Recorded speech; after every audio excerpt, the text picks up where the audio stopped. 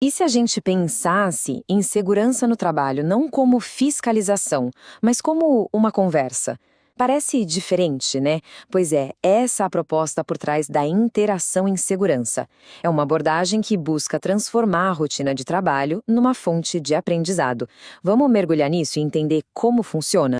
Vamos lá. A gente conhece bem as auditorias de segurança tradicionais, certo? Aquelas com pranchetas, checklists, tudo certinho. Elas são ótimas, claro, para achar o que está fora do padrão. Mas a pergunta é: será que isso é o suficiente? Será que elas conseguem capturar toda a complexidade do trabalho real, do dia a dia? Elas mostram o erro, ok, mas e os acertos? E mais importante ainda, por que as coisas dão certo? A auditoria tradicional nem sempre responde a isso. Pois é justamente para preencher essa lacuna que surge uma nova visão de segurança. A ideia aqui não é jogar fora o que já existe, de jeito nenhum. É complementar. É mudar o foco. Em vez de só olhar para a conformidade, para ver se tudo está ok na lista, a gente passa a focar no aprendizado contínuo. Tá, mas o que é essa tal de interação em segurança afinal? Bem, de forma bem direta, é uma ferramenta para a gente aprender com o trabalho como ele realmente é, sabe? O que acontece no dia a dia, não só quando dá um problema ou um acidente. E o pulo do gato aqui é muito simples. É valorizar a experiência, a habilidade e o conhecimento de quem está lá na ponta fazendo o trabalho acontecer. Certo. E para essa ideia toda parar de pé, ela se apoia em 5 princípios, 5 pilares fundamentais. São eles que formam a base para mudar de verdade a dinâmica da segurança. Vamos dar uma olhada em cada um deles. Primeiro de tudo, e talvez o mais crucial, construir confiança, porque vamos combinar, sem confiança não existe conversa de verdade. Segundo, reconhecer que são as pessoas que criam segurança todo santo dia com as pequenas decisões e adaptações que fazem. O terceiro ponto é sobre como a gente reage às falhas. A ideia é parar de caçar culpados e começar a focar em aprender com o que aconteceu. O quarto, claro, é ter um compromisso real com o aprendizado, sempre. E por fim, o quinto, sacar que o contexto faz toda a diferença. As ferramentas que a pessoa tem, a pressão, o tempo, tudo isso molda o comportamento.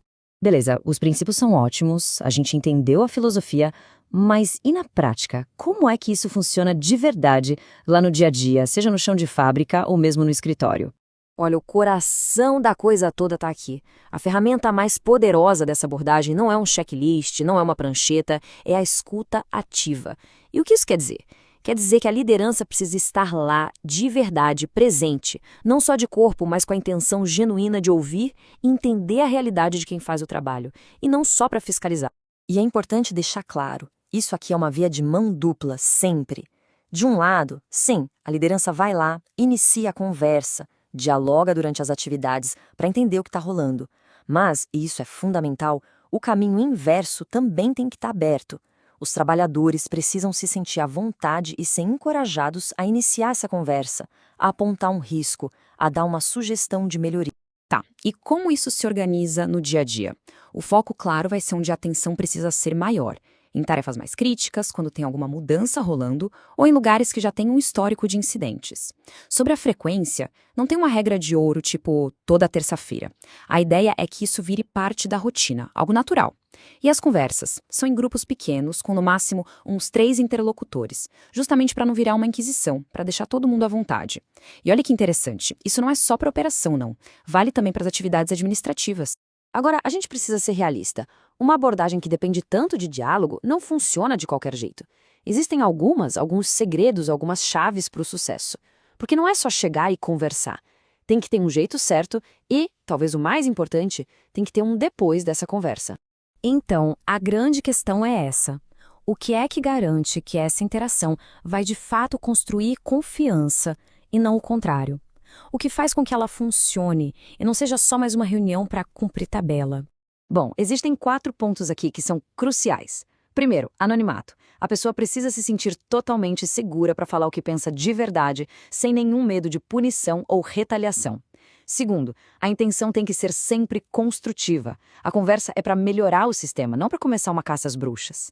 Terceiro, feedback. Isso é essencial. As pessoas precisam ver que o que elas falaram foi ouvido e que algo aconteceu a partir daquilo. Ninguém gosta de falar pro vento. E por último, analisar tudo isso de tempos em tempos para garantir que esse aprendizado todo vire melhoria de verdade na prática. Então, chegando aqui no final da nossa análise, a gente percebe que essa prática toda gira em torno de duas palavras que andam juntas, uma alimentando a outra: confiança e aprendizado. É isso. No fim do dia, a interação em segurança é mais do que uma técnica, é uma cultura. Uma cultura que se apoia em 3 pilares que não vivem um sem o outro: a confiança como a base de tudo, a escuta ativa como a principal ferramenta e o aprendizado contínuo como o grande resultado. E isso tudo nos leva de volta à pergunta inicial. Uma pergunta que vale a pena a gente levar para qualquer ambiente de trabalho. E se a segurança deixasse de ser só um conjunto de regras para seguir, e se ela se tornasse, na sua essência, uma boa e velha conversa?